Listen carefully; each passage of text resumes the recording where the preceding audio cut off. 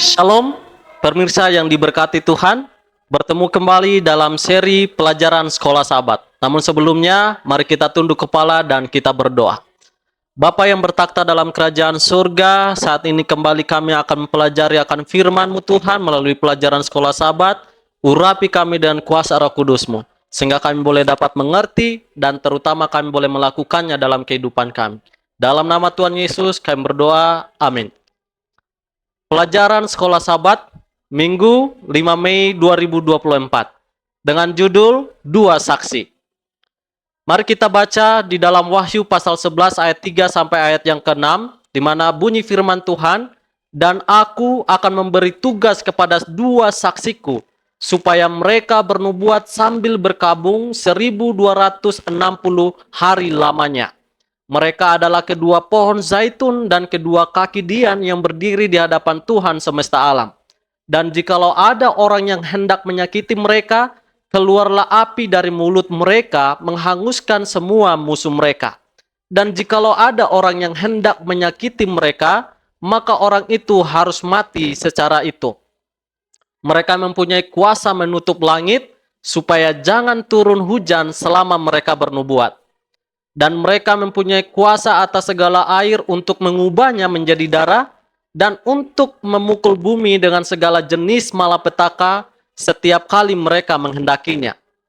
Sebutkan 5 ciri-ciri yang dapat dikenali dari kedua saksi yang Anda temukan dalam ayat-ayat ini. Dalam Sakaria 4, sang nabi melihat 2 pohon zaitun.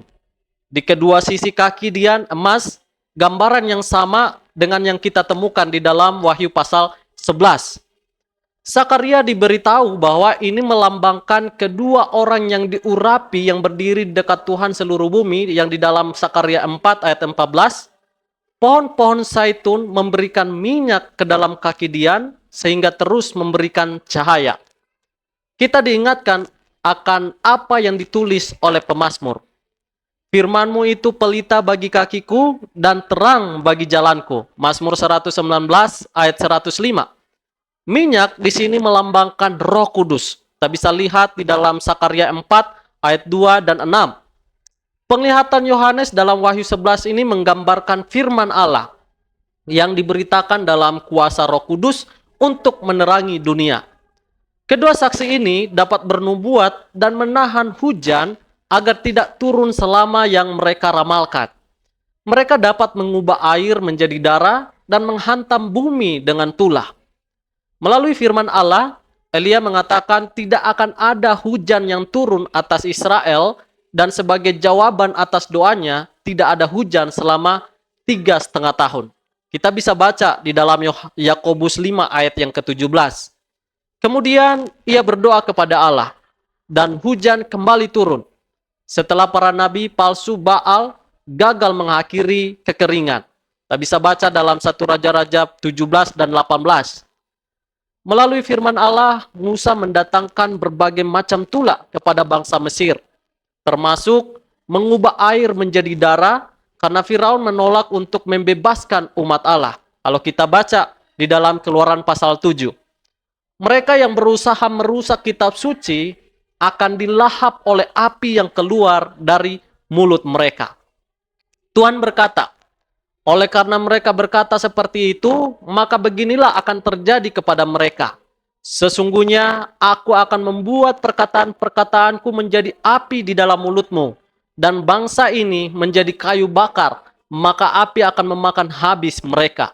Yeremia 5 ayat 14. Firman Allah menyatakan penghakiman atas semua orang yang menolaknya. Firman-Nya bagaikan api di dalam mulut.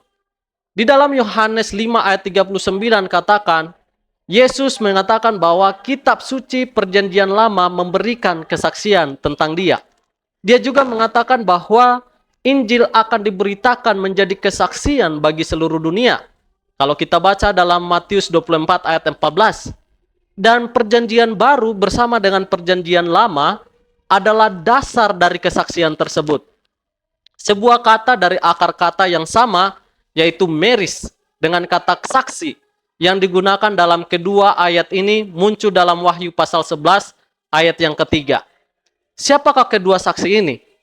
Berdasarkan poin-poin Alkitabiah ini dan karakteristik yang diberikan dalam Wahyu pasal 11, kita dapat menyimpulkan atau buka secara dogmatis bahwa kedua saksi itu adalah kitab suci Perjanjian Lama dan Perjanjian Baru yang mengkomunikasikan terang dan kebenaran Allah kepada dunia.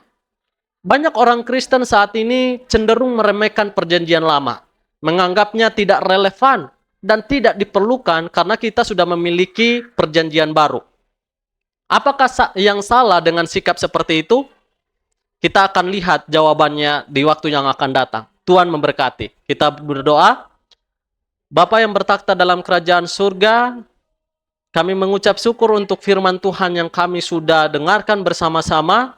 Biarlah firman ini kami boleh lebih percaya kepada firman Tuhan, yaitu Perjanjian Lama dan Perjanjian Baru, sehingga iman kami makin bertumbuh. Di dalam nama Tuhan Yesus, kami berdoa. Amin.